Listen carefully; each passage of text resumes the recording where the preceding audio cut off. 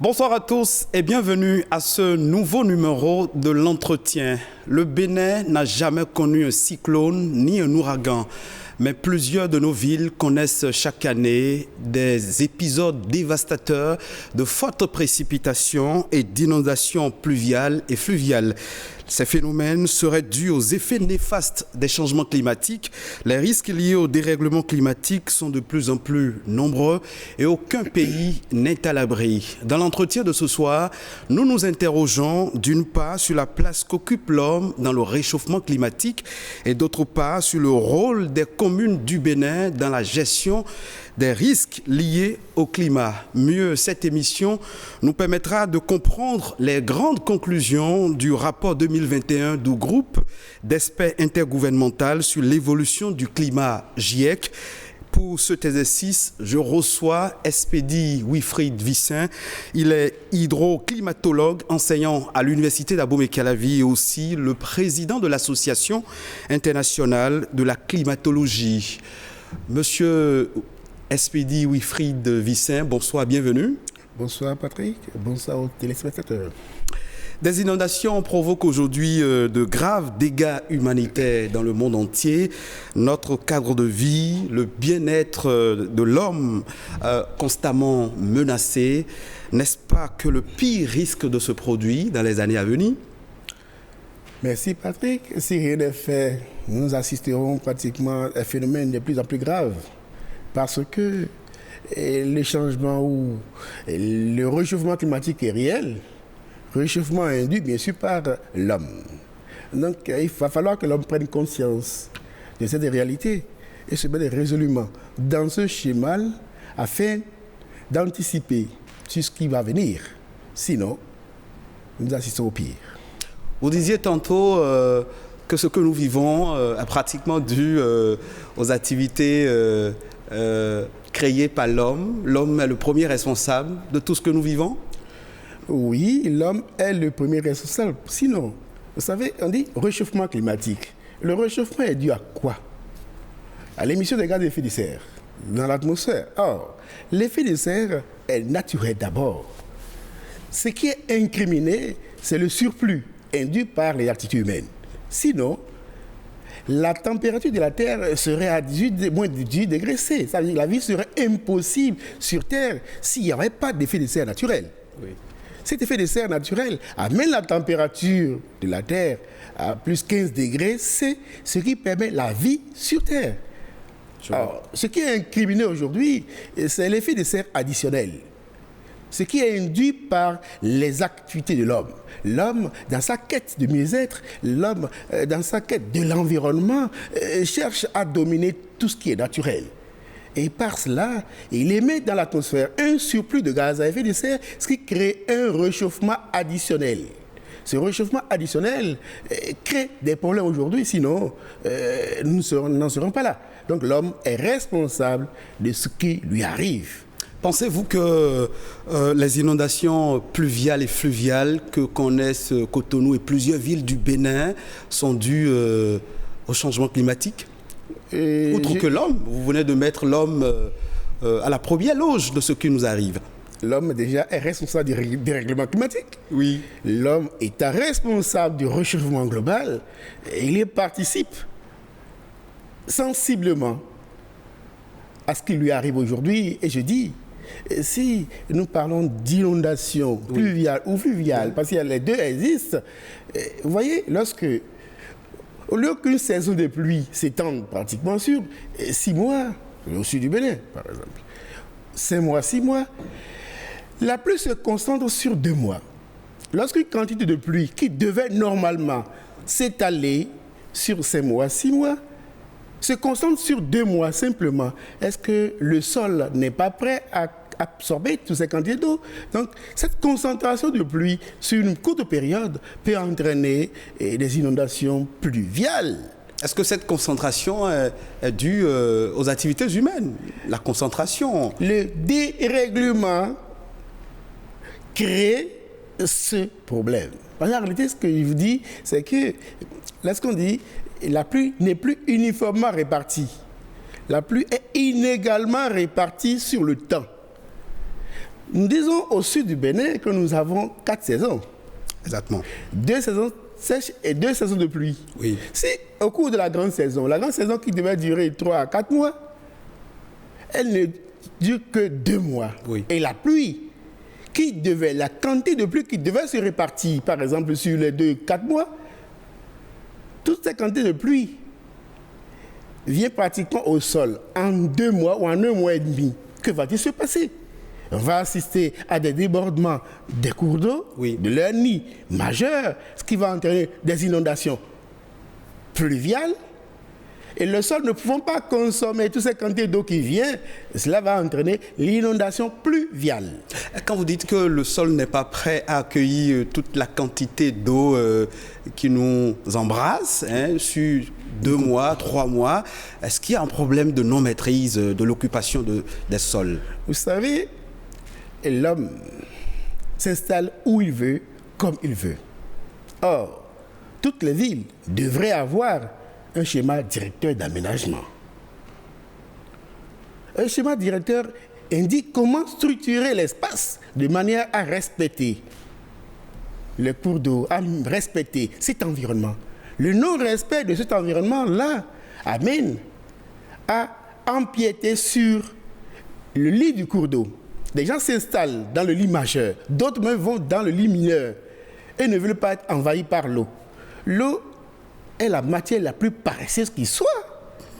Elle a son lit, vous allez l'embêter dans son lit, elle vient et vous perturbe. Et quand vous parlez de lit, est-ce qu'on peut connaître en quelques phrases le lit mineur, le lit majeur? Vous savez, le niveau le plus bas, c'est le lit mineur. Lorsque l'eau commence par couler, tout de suite, c'est dans le lit mineur. Quand ça commence par monter en bas de hautes eaux, ça vient dans le lit majeur. Lorsque ça quitte le lit majeur, alors on parle de crue. Lorsque ça déborde du lit majeur, ça devient la crue. Lorsque ça monte simplement à l'intérieur, on parle de hautes eaux. Les hautes eaux n'entraînent pas nécessairement le débordement du cours d'eau. Lorsque le cours d'eau déborde de son lit majeur, cela entraîne l'inondation pluviale. Et quand on parle des inondations, les signaux sont préoccupants par rapport aux dégâts que causent ces inondations au Bénin depuis quelques semaines. La plateforme nationale de réduction des risques de catastrophes nous dit que 38 communes sur les 117 subissent la furie des eaux liée avec beaucoup de dégâts. Qu'est-ce que vous en pensez? Vous savez, les inondations que nous enregistrons chaque année, oui, de façon cyclique, dans nos différentes communes, ces inondations ne sont pas nécessairement le fait de la nature. Il y a l'homme qui participe. Vous l'aviez dit. Ça, tout à l'heure, je vous ai déjà dit que l'homme ne respecte pas son environnement. L'homme s'installe n'importe où et n'importe comment. Et l'homme, pour produire, détruit la végétation. Or, lorsqu'il y a de la végétation, cela facilite l'infiltration. La végétation protège non seulement le sol, mais également l'atmosphère, en absorbant les gaz à effet de serre, c'est-à-dire le dioxyde de carbone qui se promet dans l'atmosphère. Lorsqu'il fait excessivement chaud, où est-ce qu'on va chercher l'air frais? Sous l'arbre. Parce que l'arbre a la capacité d'absorber, de capter tous les dioxydes de carbone en balade dans l'atmosphère et dégager dans l'atmosphère du dioxygène qui permet la vie. Quand vous parlez d'arbre, vous voulez insinuer quoi? L'arbre, vous savez que l'arbre est déterminant dans l'environnement. L'arbre, pour faire référence à la journée du 1er juin, oui, qui normalement devait être une journée de prise de conscience de tous les Béninois au reboisement systématique. Malheureusement, le 1er juin n'est plus là, mais bon, c'est beaucoup plus une journée de balade, de mise en terre des plants, et après on oublie. Alors, normalement, on met en terre les plants, on doit pouvoir les suivre jusqu'à maturité. Le suivi est déterminant. L'entretien de ces plants mis en terre est déterminant pour la réduction de l'émission de gaz à effet de l'atmosphère et bien sûr réduire en ce moment-là le dérèglement auquel nous assistons aujourd'hui. Il faut que l'homme prenne conscience et que dans l'atmosphère, nous puissions avoir des plans et des plans partout pour amoindrir ou créer dans chaque commune des microclimats pour adoucir le dérèglement dont on parle. Avant de vous laisser faire des propositions aux gouvernants et aux décideurs, revenons au rapport de la plateforme nationale de réduction des risques liés aux catastrophes naturelles, où on parle de 38 communes sur les 117 que compose le Bénin. Est-ce que les autres communes doivent s'attendre aussi à ces dégâts liés aux inondations? Pour le moment, le risque dans ces communes est moindre. C'est pour cette raison que la plateforme a identifié les plus exposés à ces risques de catastrophes qui interviennent. Mais il faut quand même que chaque commune prenne conscience de cette réalité-là et qu'elle se mette résolument au travail. À travers, bien sûr, les schémas directeurs et la mise en place des plans de contingence pour régler au mieux les points liés au risque de catastrophe. Quand vous parlez de plan de contingence, vous mettez quoi dedans? Le plan de contingence permet de gérer durablement les risques de catastrophe qui interviennent dans ces villes. Malheureusement, et dans les PTA, c'est-à-dire les plans annuels de travail, vous savez, les communes n'ont pas de ligne budgétaire. Ce qui fait mal, c'est que certaines communes ont des plans de contingence, mais il n'y a pas de ligne budgétaire attribuée pratiquement à cela pour aider à gérer au mieux les catastrophes qui surviennent. Or, l'intelligence humaine exige qu'une fois que nous avons un plan de contingence, qu'il y ait des fonds alloués à la mise en œuvre de ce plan. Exactement. Et je ne sais pas si il ne serait pas bon que l'Assemblée décide et mette en place pratiquement une stratégie ou bien une loi qui obligerait les maires à introduire dans leur plan de travail annuel une ligne budgétaire pour gérer au mieux les risques de catastrophe dans nos communes. Et quand vous, au-delà des communes, est-ce que vous pensez que notre pays a la capacité de s'adapter et d'atténuer les effets du changement climatique? Nous n'avons pas le choix. Nous n'avons pas le choix. Nous avons les capacités de nous adapter. Si vous ne vous adaptez pas, vous disparaissez. Parce que l'obstacle est là, Et si vous ne pouvez rien faire contre l'obstacle, vous faites tout pour vivre avec. C'est cela l'adaptation. À l'adaptation, nous avons les capacités de nous adapter. Mais vous savez, le Bénin est capable de mettre en place un système d'alerte précoce. C'est vrai que tout ce que nous avons aujourd'hui ne répond pas encore totalement, mais il faut que le Bénin réfléchisse à mettre en place un système d'alerte précoce en donnant les moyens à l'AMPC, oui, l'agence de protection civile. Mais l'agence a une bonne volonté, l'agence a une bonne vision, mais elle n'a pas les moyens de sa politique. Il faut qu'on lui donne les moyens pour jouer réellement son rôle, parce que la plateforme nationale se réunit rarement. Si l'agence n'a pas d'argent, comment peut réunir chaque fois la plateforme nationale? Les plateformes au niveau départemental essaient de faire ce qu'elles peuvent pour s'en sortir. Mais il faut qu'il y ait les moyens qu'il faut pour que la politique mise en place par la MPC puisse être véritablement déployée sur l'ensemble du territoire. Très bien.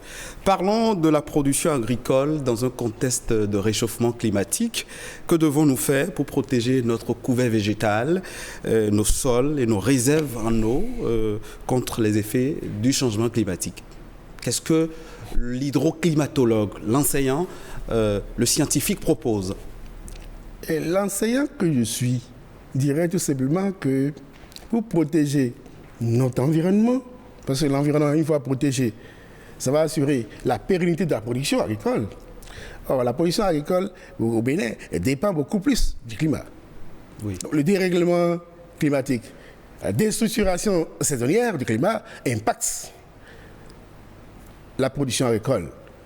Première chose à faire des études approfondies pour déterminer les dates de démarrage des saisons. Ça aiderait à mieux identifier les périodes de mise en terre, soit des semis, des plants, oui, ce qui éviterait bien sûr la destruction précoce de ces plants. Deuxième chose, et que nous faisions cet effort-là de faire un reboisement systématique. Le reboisement va atténuer le dérèglement auquel nous sommes confrontés aujourd'hui. Et si tout le monde prend conscience de ces réalités, nous allons amoindrir le choc et participer de ce fait à l'augmentation du rendement de la production agricole dans notre pays. Nous avons ce devoir. Et le chercheur est obligé de chercher des apports de solutions aux différents problèmes qui se posent. Et c'est à cela que nous nous attelons pour aider les décideurs à prendre les bonnes décisions pour l'épanouissement de notre pays. Le lundi 9 août 2021, le groupe d'experts intergouvernemental sur l'évolution du climat a publié la première partie de son rapport dont les conclusions ne sont pas bonnes. Les conclusions attirent notre attention. Le Bénin doit-il s'inquiéter? Comme tous les pays du monde, l'atmosphère est la même pour tous. Le climat déréglé, un climat déréglé est déréglé partout parce que nous partageons la même atmosphère. La pollution induite par peut-être une industrie en France peut impacter le Bénin. Donc, ces résolutions ou les décisions ou les recherches mises en place par le GIEC nous interpellent. Ça appelle à une prise de conscience vis-à-vis de la chose climat. Parce qu'en réalité, il n'y a pas de réchauffement. Ce réchauffement-là va s'accentuer si rien n'est fait. Que faut-il faire? C'est prendre conscience de cette réalité-là. Que toutefois, que nous n'allons pas respecter l'environnement, nous n'allons pas respecter le naturel, nous allons impacter le climat. En impactant le climat nous revient sous la forme du réchauffement climatique ou de dérèglement global. Et cela va impacter la vie sur la Terre. Nous savons que le Bénin fait beaucoup d'efforts pour réduire l'émission des gaz à effet de serre. À ce sujet, que proposez-vous? Le Bénin fait déjà beaucoup d'efforts. Alors, je n'ai pas perçu encore l'effort fait par le Bénin pour réduire substantiellement. Si déjà le 1er juin n'est pas pris au sérieux, si déjà le 1er juillet est pris au sérieux, nous allons amoindrir de façon substantielle l'augmentation de la température. Parce qu'en réalité, si vous détruisez les pièges à carbone, que sont les végétations, vous réduisez substantiellement la capacité d'absorption, de réduction pratiquement de cette émission dans l'atmosphère. Donc, c'est une prise de conscience, que les gouvernants sachent que le 1er juin doit devenir une journée de prise de conscience, de mise en terre et de suivi des plans, de manière à ce que notre pays devienne un pays verdoyant. Que chaque propriétaire de maison, chaque fois, je le répète, puisse mettre au moins un arbre devant sa maison. Vous allez voir que Cotonou va changer de visage et la température de Cotonou va baisser. Et si, au lieu de terrasser toutes les maisons, on mettait par exemple du gazon, mais on va amoindrir. Non seulement il y aura l'infiltration, mais également il y aura diminution de la température parce que ces végétations vont créer un microclimat qui va amoindrir la température, dont la diminution de la température, la diminution également du réchauffement global observé aujourd'hui. Si nous ne faisons rien, on incrimine le climat va nous regarder. Alors nous sommes responsables de ce qui nous arrive aujourd'hui. Pourquoi est-ce qu'on incrimine le climat alors qu'à la base, c'est l'homme qui crée le dérèglement climatique? Et quel est votre message aux citoyens lambda béninois, partout où ils se trouvent? Que nous respectons l'environnement, que nous respectons le naturel. L'eau doit être respectée, la végétation doit être respectée. Au lieu de faire une grande pression sur cet environnement, au lieu de détruire la végétation et dégrader l'eau, nous respectons ce qui est naturel et la nature nous redonnera cela en surplus pour notre épanouissement. Que fait l'Association internationale de la climatologie? Je rappelle que vous êtes le président de cette association pour aider l'État central à agir vite contre le réchauffement climatique. Vous savez, nous sommes une société savante. L'Association internationale de la climatologie est une société savante. Donc, elle est là pour éveiller la conscience des décideurs, pour mettre à disposition des outils d'aide à la décision. Et à travers cette association, chaque association nationale intervient pour faire le relais de ce qui est produit au plan international. Donc l'association est là pour éveiller la conscience et mettre à la disposition des décideurs des outils. À chaque colloque, nous développons pas mal d'outils qui peuvent aider les décideurs à prendre les bonnes décisions en vue de la réduction de l'émission de gaz à effet de serre dans l'atmosphère. Vous savez que les décideurs, lorsque cela ne va pas dans la droite ligne de leur politique, elles ne vous écoutent pas. Ces décisions-là... Ce n'est pas le cas, j'espère. Ce n'est pas le cas. Regardez un peu le Bénin. Dites-nous, à l'université, tous les résultats de recherche qui sont sortis, si cela était pris en compte par le gouverneur, nous allons changer le Bénin. Il y a pas mal de résultats de recherche qui restent à l'université, qui ne sont pas pris en compte. On va nous dire que nous ne tenons pas compte des réalités, des problèmes du Bénin avant de lancer nos recherches. Et ce n'est pas totalement vrai non plus. Parce que dans l'agriculture, il y a plein de choses qui sont découvertes. Allez à l'EPAC, il y a pas mal d'innovations qui sont cachées parce que pour les valoriser, il faut les moyens. Le chercheur, lui, il se débrouille déjà pour découvrir. Mais qui va donner les moyens pour la valorisation et la vulgarisation? Pour produire en grande quantité, il faut les moyens. Si l'État met les moyens à disposition des laboratoires de l'université, nous allons mettre à disposition des outils plus performants. Au-delà de ce que font les laboratoires, les étudiants à l'université d'Abomey-Okerevi, les chercheurs, les enseignants, je veux parler de votre association en termes plus pratiques. Qu'est-ce que vous proposez au gouvernement? Qu'est-ce que vous avez déjà fait à titre illustratif et qui témoigne de votre présence aux côtés des gouvernants? Et nous ne sommes pas des politiciens. Nous ne courons pas derrière les politiques. Nous sommes dans nos laboratoires, dans les universités, et nous produisons pour les décideurs. Les outils existent. Les outils et je existent. vous ai déjà dit, si vous venez à l'université, il y a des outils qui sont proposés à travers les différentes thèses, à travers les différents mémoires de master, à travers les articles scientifiques que nous produisons. Pas mal d'outils qui sont proposés pour une meilleure prise de décision en vue de réduire substantiellement l'émission de gaz à effet de l'atmosphère et de réduire les dérèglements auxquels nous sommes confrontés aujourd'hui. Je vous assure que de plus en plus, dans les grands pays, les pays développés, quand le président veut sortir, il veut aller en voyage, et dans sa délégation, vous avez des enseignants du rang magistral, des enseignants, des professeurs qui, curieux de ce qui se passe ailleurs, ils reviennent avec d'autres méthodes, d'autres pratiques pour aider à la prise de décision à l'intérieur du Bénin. Malheureusement, chez nous, lorsque le président sort, je ne sais pas si les enseignants de l'université sont dans la délégation. Il faut qu'on arrive là. Parce que pour un pays qui veut se développer, il faut financer la recherche. Car nul ne va au développement sans la recherche. Parce qu'on parle de recherche-développement, recherche-action. Mais attendez, s'il n'y a pas cela, qui va le faire si ce n'est pas nous? Est-ce que vous nous rassurez que l'Association internationale de la climatologie travaille avec le ministère de l'Environnement? L'Association internationale de la climatologie ne travaille pas au niveau local. C'est l'Association béninoise de climatologie qui est au niveau local. L'association internationale est au niveau mondial.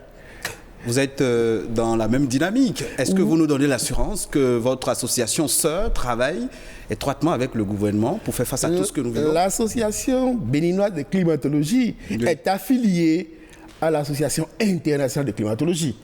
Et quand nous avons créé cette association au Bénin, nous avons fait la démarche vers les structures qui s'occupent de la chose climat.